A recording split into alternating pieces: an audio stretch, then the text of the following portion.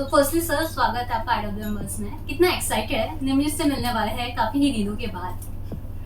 Thank you. बस looking forward उसको मिलने के लिए। जी, एक स्पेशल मैसेज अगर आप देना चाहेंगे निम्रित को तो वो क्या होगा? Just keep roaring and come out with flying colours. Nimrit की जर्नी आप किस तरह से डिफाइन करेंगे? आपको पर्सनली कितना पसंद आया?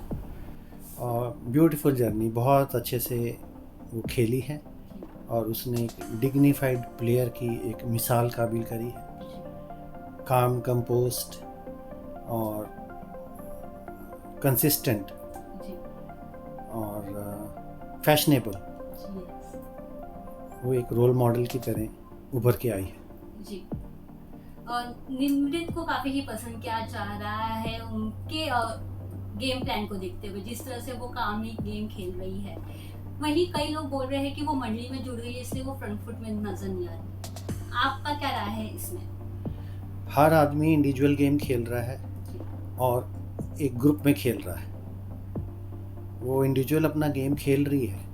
कोई भी टास्क होता है, कोई भी एक्टिविटी होती है, तो उसमें टीम वर्क जो फॉर्मेट है गेम का वो ऐसा है कि वो टीम वर्क के बिना हो ही नहीं सकता।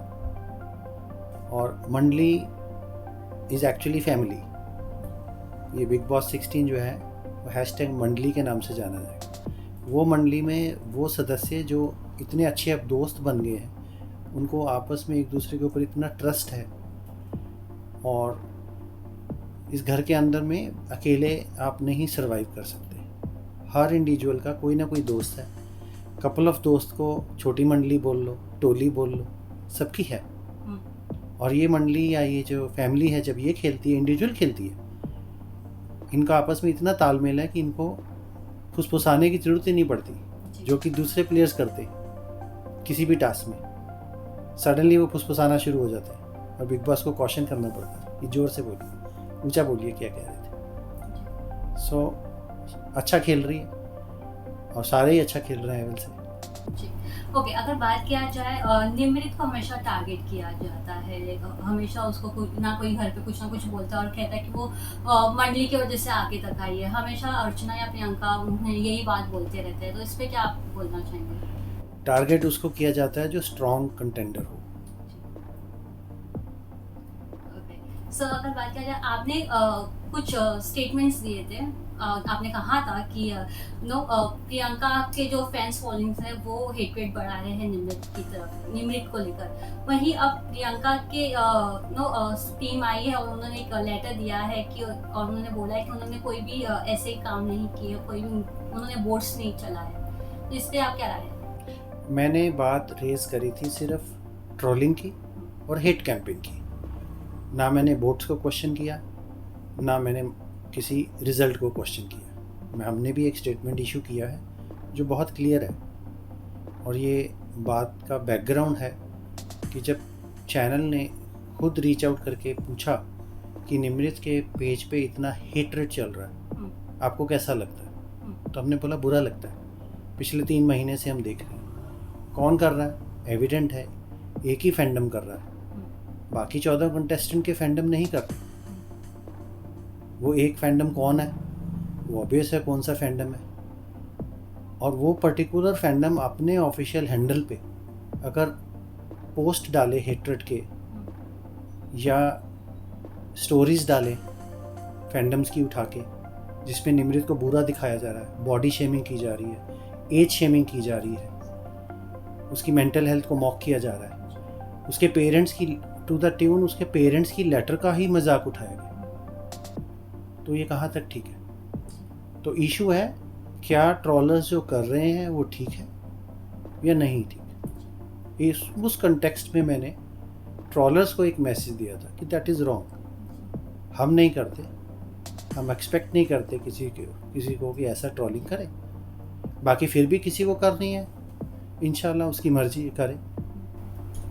उनके हेल्थ इशू को लेकर काफ़ी उनको बोला जाता है कि वो जानबूझ का कर रही है, सिंपैथी के लिए कर रही है। जब भी कुछ ऐसा होता है उसे हमेशा यही टारगेट बोला जाता है कि निम्रित का जो भी हेल्थ इशू है वो सिर्फ एक सिंपैथी कार्ड के लिए होता है। मेरा ख्याल से तो ऐसी बात नहीं है। निम्रित जब इस हाउस में एंटर करी थी, वो एक एंजाइटी की, एक लो मेंटल हेल्थ की फेज से रिकवर करके आई थी। और ये घर ऐसा है कि जहाँ पे मेंटल टोल सबसे पहले होती है। सबकी मेंटल हेल्थ बिगड़ी हुई है अभी अंदर, सबकी बिगड़ी हुई है। तो जब आपको फिज़िकल चोट लगती है और आप हीलिंग प्रोसेस में होते हो, वहाँ दोबारा चोट लगे तो पेन होता है, चाहे पैर के पे मोच हो किसी की या किसी के मेंटल हेल्थ हो। सो उस स्टेट में निमृत जब आई थी और जब वो काम कंपोज्ड एक पर्सनैलिटी जब इस घर में आई, जहाँ पे शोर शराबा, डेसिबल लेवल्स बहुत हाई लोगों के, टॉलरेंस लेवल बहुत लो लोगों के, तो वो उसमें थोड़ा सा उसको मे बी प्रॉब्लम आई। और उसके बाद वो संभली, बहुत अच्छे से संभली, एक सेट ऑफ फ्रेंड्स से दूसरे सेट ऑफ फ्रेंड्स तक पहुंची और आज वो एक्सेप्टेड है as a member, as a contestant, as a housemate in this big house. और वो अच्छे से खेल रहा है। कई बार हम ये भी देख रहे हैं कि वो साजिद सर की बातों को सुनकर अपने जो पॉइंट्स है कभी कभी पीछे ले लेती है, जबकि उनका पॉइंट ऑफ व्यू वो काफी स्ट्रांग होता है। See maybe out of respect giving other person that age difference और वट एवर, बट जहाँ ज़रूरत पड़ती है वो बोल भी देती है। साजिद सर को उसने नॉमिनेट भी कर दिया, सुंबुल को बचा दी। साजिद सर को उन्होंने करेक्ट भी कर दिया कि जो आप कर रहे हो गलत है सुंबुल के साथ, let us not trouble her any more, उसको अच्छा नहीं लगता। सो कब कौन सी मोमेंट में किस सर्कमस्टांसिस में उसने क्या एक्शन लिए, वो as part of game were justified. Lastly मैं ये जानना चाहूंगी, निमृत काफी इमोशनल हो गई थी जब अब्दुल उनसे बात नहीं कर रहे थे। कभी भी उनको कोई दोस्त उनसे बात नहीं करता, वो काफी इमोशनल हो जाती है। इस पे क्या कहना? देखो, कोई भी इंसान हो जिसका best friend all of a sudden बात करना बंद कर दे, घर के अंदर ही बात करना बंद करे अलग बात है, जब वो बाहर से अंदर आके बात करना बंद कर दे तो वो एक हर आदमी क्लोजर चाहता है कि क्यों नहीं बात कर रहा मेरे से। अदरवाइज वो नहीं कर रहा, फाइन। जब सलमान सर ने समझा दिया, she is very fine with it, she is taken it in STRIDE कि फाइन, इट्स ओके। लास्टली आप निमृत को किसके साथ देखना चाहते हैं फिनाले में? शिव और स्टैन के साथ। Thank you so much and all the best. आप घर पे जाने वाले हैं। Thank you.